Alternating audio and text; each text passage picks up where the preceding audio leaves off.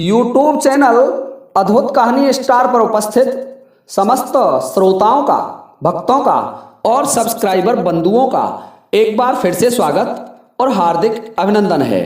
श्रोताओं, जैसा कि आप जानते हैं, हमारी कहानी चल रही थी नल पुराण इतिहास से और उसके 18 एपिसोड में आपकी सेवा में प्रसारित कर चुका था और 19वां एपिसोड आज आपकी सेवा में लेकर के पुनः उपस्थित हूं। परंतु श्रोताओं, वीडियो आरंभ करने से पहले मैं आपसे एक निवेदन करना चाहूंगा कि अधिकांश हमारे श्रोता ऐसे हैं जो वीडियो को लाइक नहीं करते।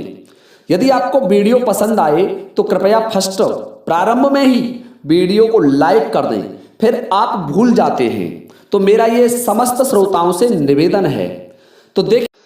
तो आइए श्रोताओं, आपका ध्यान मैं 18वें एपिसोड से जोड़ता हूं और 18वें एपिसोड में मैंने आपको बताया था कि नल राजा ने कंपिलगढ़ को जीत लिया। कंपिलगढ़ के फूल सिंह पंजाबी को बंदी बना लिया और अपने माता पिता राजा प्रथम और रानी मंझा को उसकी कैद से मुक्त करा लिया और उसकी पुत्री सरवती के साथ अपना विवाह कर लिया और मार्ग में वो पुत्री समाप्त हो जाती है। श्रोताओं, राजा नल जीत की खुशी में और अपने राजधानी अपने नरवरगढ़ में आ जाता है। नरवरगढ़ में आकर के आराम से राज्य का संचालन कर रहा है। बड़े हंसी खुशी, बड़ी प्रसन्नता से संपूर्ण शहर में उत्सव मनाया गया। अब देखिए श्रोताओं, ये तो था हमारा 18वां भाग, लेकिन 19वें भाग में मैं आपको इसका अगला मैदान सुनाने जा रहा हूं। एक राजा हुए थे कासिम सिंह। एक कासिमगढ़ नामक शहर था। कासिमपुर कह सकते हैं, कासिमगढ़ कह सकते हैं, दोनों लिखित में हैं।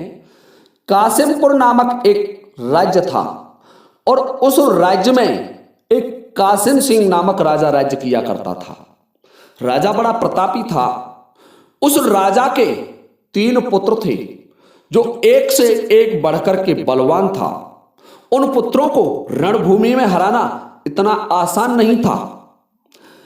जो बड़ा पुत्र था उसका नाम था भयंकर सिंह, जो छोटा पुत्र था उसका नाम था बूंदा और एक तीसरे नंबर वाला पुत्र था, उसका नाम था विश्वजीत। श्रोताओं, तीनों पुत्र एक से एक बढ़कर के योद्धा थे। उस राजा के एक पुत्री पैदा हुई और उस पुत्री का नाम था कश्मीरा। कश्मीरा बड़ी सुंदर थी, मानो चंद्रमा में से चीर करके निकाली हो। चंद्रमा की कलाएं उसके रूप के सामने लज्जित हो जाती थी। श्रोताओं, धीरे धीरे कासिम सिंह का समय निकलता गया और जब कश्मीरा 16 वर्ष की हो गई। देखो श्रोताओं, मैं बताना चाहूंगा कि हमारे प्राचीन भारत की मर्यादा थी कि लड़की जब 16 वर्ष की हो जाती है तो उसका विवाह कर देना चाहिए और ये माता पिता के लिए भी हितकर रहता था। जो वर्तमान समय में ये विसंगतियां चल रही हैं, आप देख रहे हैं, लड़कियों की आयु को खींचना और उसके दुष्परिणाम हमारे सामने आ रहे हैं, जो कि लव मैरिज के रूप में आते हैं। वो उस जमाने में नहीं होती थी।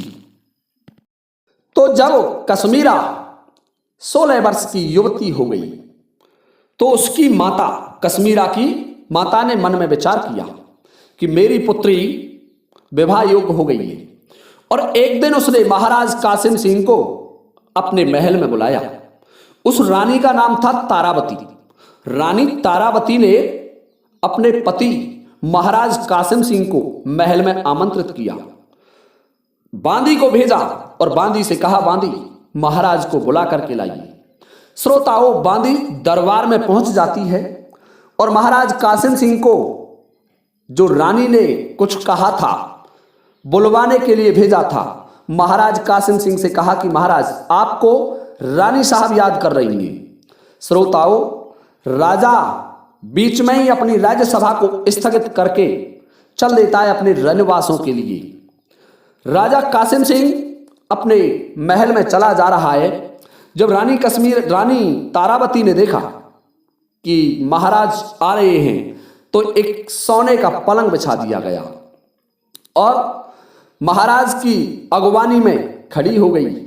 श्रोताओं, राजा कासिम सिंह आकर के उस स्वर्ण पलंग पर विराजमान हो जाता है, सोने के पलंग पर बैठ जाता है। तब रानी तारावती अपने पति से क्या कहने लगी, हाथ जोड़ के कहे भूपते नार तारावत रानी और जल्दी ते ब्याह करो भूप तेरी है गई सुता सयानी, कि हे महाराज तुम्हारी पुत्री विवाह योग्य हो गई है। और तारावती क्या कहने लगी कि राजा ध्यान लगा सुन वानी मैं समझाऊं तोए और श्यानी सुता फिरे घर में वो पत्थर ते उभारी हुए। हे महाराज, जब घर में श्यानी सुता हो जाती है, श्यानी का मतलब है यहां बड़ी से जवान से विवाह योग्य हो जाती है पुत्री, तो माता पिता को नींद नहीं आती। माता पिता उसकी चिंता में मग्न हो जाते हैं कि उसको सुंदर सा एक वर देखना है, उसका विवाह करना है। बड़े बड़े स्वप्न, बड़े बड़े ख्वाब उनके मन में आते रहते हैं। तो हे राजन, हमारी पुत्री कश्मीरा भी विवाह के योग्य हो गई है, तो क्यों ना कोई अच्छा सा राजकुमार खोजा जाए, एक सुंदर सा लड़का ढूंढ करके इसका विवाह कर दिया जाए। तो ये बात जब राजा कासिम सिंह ने सुनी तो कासिम सिंह कहने लगा कि देखिए रानी तारावती, हम राजा हैं और हमारे विवाह कुछ शर्तों के अधीन होते हैं। तो आपने हमसे कहा है, हम अभी नाई और ब्राह्मण को बुलाते हैं, अपने दरबार का आयोजन करते हैं और जो हमारी कुछ शर्तें हैं उन शर्तों को हम एक पत्रिका में लिख देंगे और नाई ब्राह्मण को टीका दे करके लड़की की सगाई करने के लिए भेज देते हैं। देखिए श्रोताओं, तारावती रानी ने जब महाराज कासिम सिंह को समझाया तो कासिम सिंह रानी से कहने लगा, रानी बहुत जल्दी ही हमारी पुत्री का विवाह करेंगे, तुम निश्चिंत हो जाइए। कि नहीं महाराज, निश्चिंत मैं तब हो सकती हूं जब मेरी पुत्री का विवाह हो जाएगा, मुझे तब तक चैन से नींद नहीं आएगी क्योंकि अब मेरी पुत्री विवाह के योग्य हो गई है। श्रोताओं, वर्तमान समय तो ऐसा चल रहा है कि 16 तो क्या 30 वर्ष की पुत्रियां हो जाती हैं तो भी माता पिता को नींद आना तो क्या, उनके कान पर जू तक नहीं रेंगती है, उन्हें कोई होश नहीं रहता है और उसी के मैं पहले बता चुका हूं दुष्परिणाम सामने आ रहे हैं। तो देखिए श्रोताओं, महाराज कासिम सिंह आ जाते हैं अपने राज दरबार में। राज दरबार को आमंत्रित कर लिया, बड़े बड़े सामंत धवलों को बुलाया, अपने तीनों पुत्रों को बुलाया और महाराज कासिम सिंह ने अपना जो ब्राह्मण था, राजपुरोहित था, पंडित बंसीधर, उसको बुलाया और पंडित जी से कहने लगा कि पंडित जी, हमारी पुत्री विवाह योग्य हो गई है और हमें आप उन राजाओं का परिचय दीजिए जो हमारे समान बलधारी हो, हमारे विवाह के नियमों का पालन करें, हमारी शर्तों को पूरा करें, हम उसके साथ हमारी पुत्री का विवाह कर देंगे। तो दरबार कहने लगा कि महाराज आप अपनी शर्तों को बताइए और इस पत्रिका में लिखिए। तो महाराज ने पहली शर्त बताई कि मेरी लड़की 16 वर्ष की है, लड़के की आयु 20 वर्ष होनी चाहिए। दूसरी शर्त महाराज कासिम सिंह लिखाते हैं कि मेरा जो ये क्षेत्र है कासिमपुर, इसके चारों तरफ वन है और वन में बड़े बड़े विकराल दानव रहते हैं, उन दानवों को युद्ध करके वन क्षेत्र से भगाना होगा, मेरी दूसरी शर्त है। मेरी तीसरी शर्त है, 3 मेरे पुत्र हैं और एक से एक बढ़कर के योद्धा है, तीनों पुत्रों का सामना, उन तीनों पुत्रों को हराना किसी के बस का काम नहीं है। उन तीनों पुत्रों को मुझ सहित युद्ध भूमि में पराजित करना पड़ेगा। और मेरी चौथी शर्त है कि 80 हाथ ऊपर तोरण लटकाया जाएगा। तोरण कहते हैं जो विवाह पर दूल्हा उस पर तोरण मारता है, वो तोरण लटकाते हैं वर कन्या पक्ष वाले, और दूल्हा उस तोरण को एक छड़ी से प्रहार करता है, उसको तोरण मारना कहते हैं। तो तोरण मारेगा, वह तोरण 80 गज ऊपर होगा, ये मेरी चौथी शर्त है। और मेरी पांचवी शर्त है कि मेरे राज्य में एक सिंगनी विचरती है जो मां भवानी के मंदिर में निवास करती है। भगवान शंकर की वरदानी है। वो सिंगनी से मैंने समझौता कर रखा है कि उस सिंगनी को मुझे प्रतिदिन एक जानवर भेजना पड़ता है उसे भोजन के लिए जो मेरे राज्य से जाता है। उस सिंगनी को इस क्षेत्र से भगा दे। यदि मेरी इन पांचों शर्तों का कोई पालन करे तो वह नरेश सहज ही मेरी पुत्री के साथ विवाह कर सकता है। मैं उसके साथ मेरी पुत्री का विवाह कर दूंगा। श्रोताओं, ये बात जब उसके ब्राह्मण वंशीधर ने सुनी तो वंशीधर कहने लगे कि महाराज, आप बड़े बड़े राजाओं के यहां सिक्का को भिजवाइए, शर्तों की एक पत्रिका बना दीजिए और मेरे साथ आपका नाई भेज दीजिए। प्राचीन समय में नाई और ब्राह्मण ही विवाह तय करते थे, जबकि वर्तमान समय में तो खुद बेटी वाले ही करते हैं। तो देखिए श्रोताओं, महाराज कासिम सिंह ने और पत्रिका में लिख रहे हैं, राम राम आदाब वंचना, सब राजाओं को लिखा जोहार। कासिमपुर है देश हमारा, यहां पर विकट चले तलवार। और अपनी शर्तें लिखी। पहली शर्त लिख दी, दूसरी शर्त लिख दी, तीसरी, चौथी और पांचों शर्तों को उस पत्रिका में लिख दिया और नीचे कासिमपुर शहर की मोहर लगा दी गई और अपने हस्ताक्षर कर दिए महाराज ने। और पत्रिका को सिक्का देकर के नाई और ब्राह्मण को उस पत्रिका को दे दिया और कह दिया कि जो नरेश इस पत्रिका को लेगा उसे हमसे युद्ध करना पड़ेगा, हमारी शर्तों को निभाना पड़ेगा और उसी के साथ हमारी पुत्री का विवाह होगा। अब देखिए श्रोताओं, नाई और ब्राह्मण को कासिमपुर नरेश ने, महाराज कासिम सिंह ने पत्रिका थमा दी और नाई और ब्राह्मण घोड़ों पर असवार होकर के पत्रिका को लेकर के चल देते हैं। तो सबसे पहले नाई और ब्राह्मण शहर आगरे पहुंचते हैं। वहां देखा तो वहां उन्हें जो वहां का नरेश था उसने पत्रिका को पढ़ करके मना कर दिया। श्रोताओं, श्रावस्ती, उज्जैन, अवंतिका, जितने भी उस समय जनपद थे, जांगल प्रदेश इत्यादि सभी नरेशों के पास राजा कासिम सिंह के नाई और ब्राह्मण उस सिक्का को लेकर के जाते हैं। परंतु जो राजा उस सिक्का की शर्तों को पढ़ता है तो वही राजा विवाह करने से मना कर देता है। अब देखिए श्रोताओं, उस सिक्का को नाई और ब्राह्मण ने समस्त राजाओं के पास, बामन गढ़ थे उस समय, बामन गढ़ों पर उस सिक्के को घुमा दिया। सिक्के को लेकर बामन नरेशों के पास पहुंच गए जो महत्वपूर्ण राजा थे, परंतु कोई नरेश ने उस सिक्के को नहीं लिया। अब तो नाई और ब्राह्मण बड़े परेशान हो गए। घूमते घूमते 2 माह का समय निकल गया, परंतु कोई नरेश उस सिक्के को नहीं लेता है। कह देता है कि हमारे यहां मरने के लिए कोई फालतू नहीं है, हम ऐसा विवाह नहीं करना चाहते। जिसकी मृत्यु आ गई होगी वह इस सिक्के को धारण करवाएगा, सिक्के को अपने बेटे पर चढ़ाएगा। श्रोताओं, घूमते घूमते नाई और ब्राह्मण पहुंच जाते हैं श्यामनगर में, जहां महाराज मैनपाल गुर्जर राज्य किया करते थे और उसका पुत्र था मनसुख। मनसुख की आयु 20 वर्ष की थी। मनसुख कुछ समय पहले ही नरवरगढ़ नरेश नल के माता पिताओं की कैद को छुड़वा करके लाए थे। बड़े विकट योद्धा थे महाराज मनसुख, महाराज मैनपाल के पुत्र। तो जब महाराज मैनपाल का दरबार लग रहा था, उसी दरबार में नाई और ब्राह्मण प्रवेश करते हैं। नाई और ब्राह्मण को देख करके महाराज मैनपाल ने उन्हें बैठने के लिए उचित आसन का प्रबंध किया, सम्मान सहित आसन पर बैठाया। जब नाई और ब्राह्मण बैठ गए तो महाराज मैनपाल पूछने लगे कि कहो ब्राह्मण देव, किस वजह से आपका आना हुआ? कि महाराज, हम कासिमपुर के महाराज कासिम सिंह के नाई और ब्राह्मण हैं।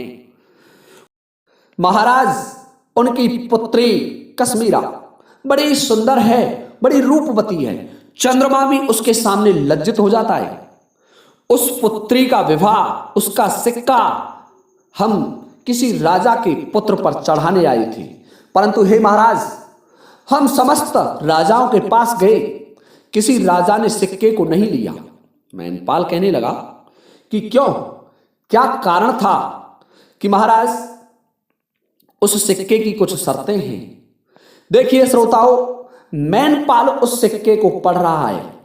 सिक्के को जब मैनपाल ने पढ़ा तो मैनपाल मन में विचार करने लगा कि मैं इस सिक्के को कभी नहीं ले सकता, क्योंकि यह सिक्का तो मेरे इस सेना सहित राज्य का नाश कर सकता है।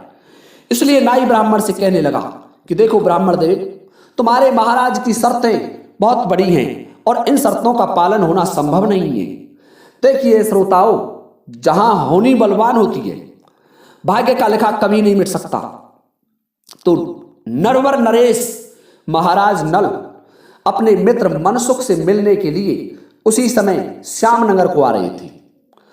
जब मनसुख ने नल को आता हुआ देखा तो मनसुख मन में विचार करने लगा कि मेरा पगड़ी पलटा यार आ गया, मेरा परम मित्र आ गया और अब इस सिक्के की देखी जाएगी।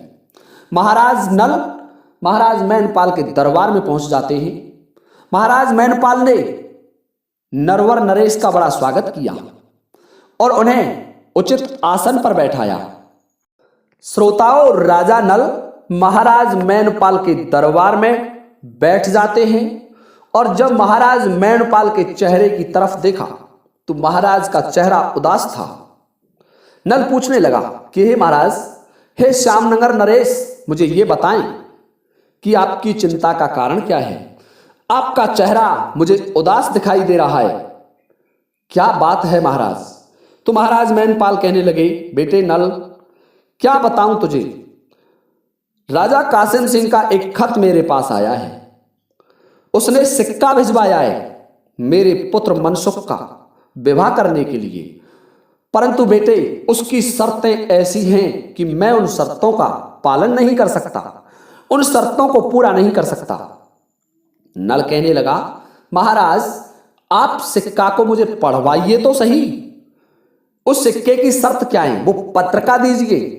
श्रोताओं, नल ने जब उन पत्रिकाओं को पढ़ा, जो सिक्का के साथ पत्रिका आई थी, उस पत्रिका को महाराज नल ने पढ़ा तो पहली शर्त थी लड़का 20 वर्ष का होना चाहिए।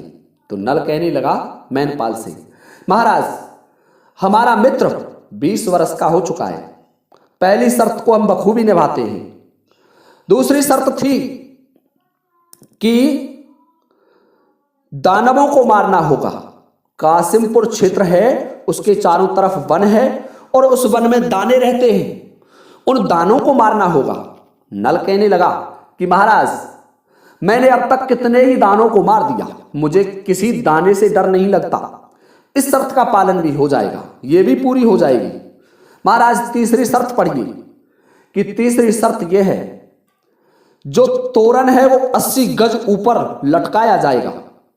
नल कहने लगा कि महाराज 200 गज ऊपर लटकवा दो, तोरण मार दिया जाएगा। मेरे पास वीरवरन नामक घोड़ा है, जल थल गगन तीनों में समान गति से चलता है, तो मैं तीसरी शर्त का पालन भी कर सकता हूं, यह भी हो जाएगी पूरी। महाराज चौथी शर्त पढ़िए। तो चौथी शर्त लिखी थी कि मेरे 3 पुत्र भयंकर सिंह, विश्वजीत और बूंदा, इन तीनों से युद्ध करना पड़ेगा, साथ में मैं भी हराना पड़ूंगा। जब मुझे और मेरे पुत्रों को हरा दोगे, ये मेरी अगली शर्त होगी। राजा नल कहने लगे, महाराज ये भी कोई बड़ी शर्त नहीं है, ये भी हो जाएगा काम, परंतु अगली शर्त क्या है उसे पढ़िए कि मेरे देवी के मंदिर में एक शेरनी रहती है, उस शेरनी से मेरा समझौता है, मुझे प्रतिदिन उसको एक जीव भेजना पड़ता है, एक कोई उसको भोजन के लिए कोई जानवर भेजना पड़ता है और वह उसे खाती है। मेरे राज्य में पशुओं की कमी आ चुकी है, उसको मंदिर से भगाना होगा। राजा नल कहने लगा, कोई बात नहीं है, यह भी माता भवानी के प्रताप से हो जाएगा। महाराज आप सिक्का को मेरे मित्र पर चढ़वाइए। श्रोताओं, नल ने, मैनपाल तो मना कर रहा था, परंतु नल ने जबरदस्ती से नाई और ब्राह्मण से सिक्का को मनसुख पर चढ़वा दिया और मनसुख से कह दिया, मित्र, विवाह की तैयारी की जाए। और नाई और ब्राह्मण को सहर्ष सम्मान सहित विदा कर दिया। नाई ब्राह्मण कहने लगे, ये बहुत अच्छा हुआ, हमारा कलेश मिट गया, फांस कट गई। हम तो बड़े परेशान थे क्योंकि कोई सिक्का को ले नहीं रहा था, परंतु ये बहुत अच्छा हुआ। सिक्का को चढ़ा करके नाई ब्राह्मण पहुंच जाते महाराज कासिम सिंह के दरबार में। महाराज कासिम सिंह से कहने लगे कि महाराज, सिक्का को श्यामनगर के महाराज मैनपाल के पुत्र मनसुख पर चढ़ा दिया है और वो आपके समस्त शर्तों का पालन करने के लिए तैयार हैं। तो इधर कासिम सिंह भी अपनी तैयारी आरंभ कर देता है, प्रसन्न हो जाता है। कासिम सिंह कहने लगा कि चलो, कोई महाराज तो ऐसा हुआ, कोई नरेश तो ऐसा हुआ जिसने मेरी पुत्री का सिक्का अपने पुत्र पर चढ़ा लिया। अब हमें हमारी तैयारियां करनी चाहिए। देखिए श्रोताओं, उधर कासिम सिंह अपनी तैयारियां आरंभ कर देता है, सेना को सुसज्जित कर रहा है। और इधर राजा नल ने भी मनसुख से कह दिया, मित्र, 1 लाख की फौज तुम्हारी है और 1 लाख फौज मेरे पास है। हम दोनों मित्र चलेंगे और बलपूर्वक उस राजा की समस्त शर्तों का पालन करते हुए तुम्हारा विवाह करके लाऊंगा। तो देखिए श्रोताओं, ये वीडियो वैसे काफ़ी लंबा हो गया है और आज कुछ मेरी तबीयत भी खराब है, इसलिए अधिक लंबा नहीं खींचना चाहता। कल के वीडियो में मैं आपको बताऊंगा कि किस तरीके से राजा नल कासिमगढ़ पर चढ़ाई करते हैं और मनसुख गुर्जर का विवाह करते हैं। आइए श्रोताओं, अब ये वीडियो मैं आपकी अनुमति लेने के पश्चात इसे समाप्त करता हूं। इसी के साथ जय हिंद, जय भारत।